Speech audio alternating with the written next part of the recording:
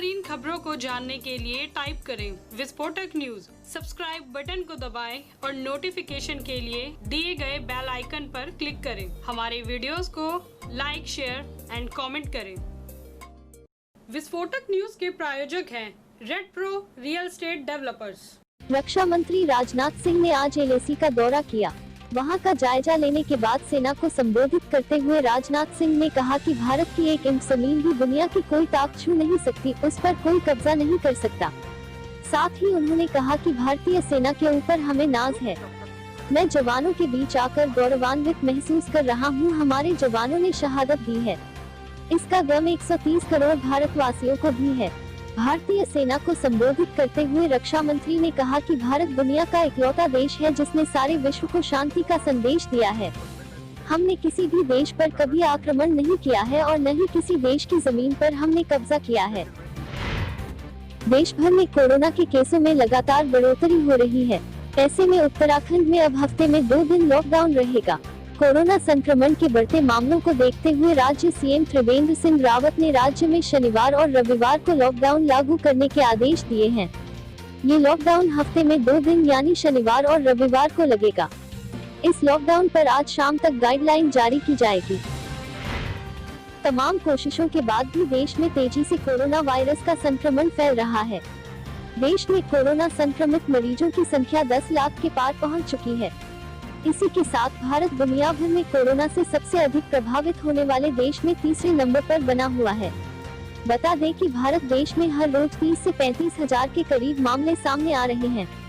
कोविड-19 testing में तेजी आने के साथ ही देश में तेजी से कोरोना के मामले नए रिकॉर्ड बना रहे हैं। देश में सबसे ज्यादा प्रभावित राज्यों में महाराष्ट्र, गुजरात, कर्नाटक, तमिलनाडु और उत्तर प्रदेश जैसे प्रदेश शामिल हैं। इन राज्यों में तेजी से कोरोना के मामले बढ़ रहे हैं। रोज हजारों की तादाद में केस सामने आ रहे हैं, जिससे कोरोना वायरस की लड़ाई और मुश्किल हो सकती है। महाराष्ट्र में अकेले कोरोना के कुल आंकड़ों के करीब 30% मामले सामने आ रहे हैं। इन राज्यों में तेजी से कोरोना वायरस के मामले बढ़ने के साथ ही प्रशासन की चिंता बढ़ती जा रही है। हालांकि हर 3 दिन में 10 लाख के करीब कोविड टेस्ट किए जा रहे हैं और 1 लाख केस दर्ज किए जा रहे हैं। कोरोना के बढ़ते मामलों के मद्देनजर कई राज्यों में फिर से लॉकडाउन लगा दिया गया है, ताकि कोरोना की स्पीड में कमी लाई जा सके। वहीं यूपी में वीकेंड लॉकडाउन लगाया गया है। कांग्रेस ने राजस्थान में जारी राजनीतिक उठापटक के बीच शुक्रवार को आरोप लगाया कि भारतीय जनता पार्टी व केंद्र की नरेंद्र मोदी सरकार कोरोना वायरस व चीन की चुनौतियों से निपटने के बजाय केवल सत्ता लूटने का काम कर रही है।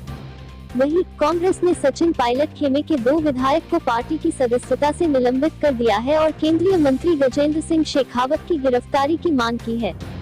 कांग्रेस प्रवक्ता ने कहा, हमारी मांग है प्रथम दृष्टि से राजस्थान की कांग्रेस सरकार गिराने की साजिश में शामिल केंद्रीय कैबिनेट मंत्री गजेंद्र सिंह शेखावत के खिलाफ स्पेशल ऑपरेशन ग्रुप द्वारा एफआईआर दर्ज की जाए और पूरी जाँच हो।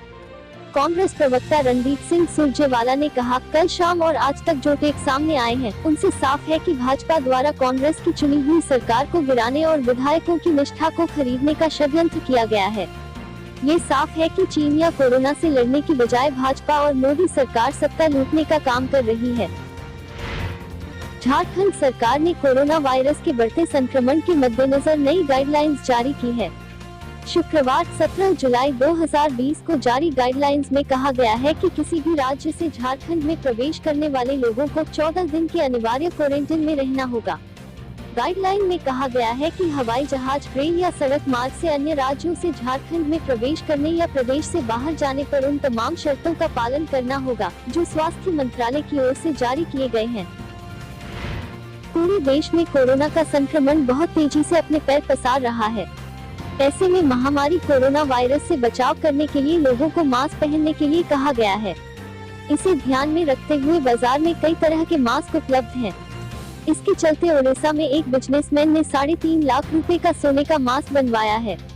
इसी बारे में कटक के रहने वाले इस शख्स का कहना है कि उसने अपने लिए 3.5 लाख रुपए के सोने से बना मास्क बनवाया है। उन्होंने कहा कि मैं सोने से बहुत प्यार करता हूं, इसीलिए लोग मुझे गोल्डमैन कहते हैं और मैं पिछले 40 सालों से सोना पहन रहा हूं। साथ ही बताया कि बिजनेसमैन ने सोने का यह मास्क पुणे के एक व्यक्ति से प्रभावित होकर बनवाया है।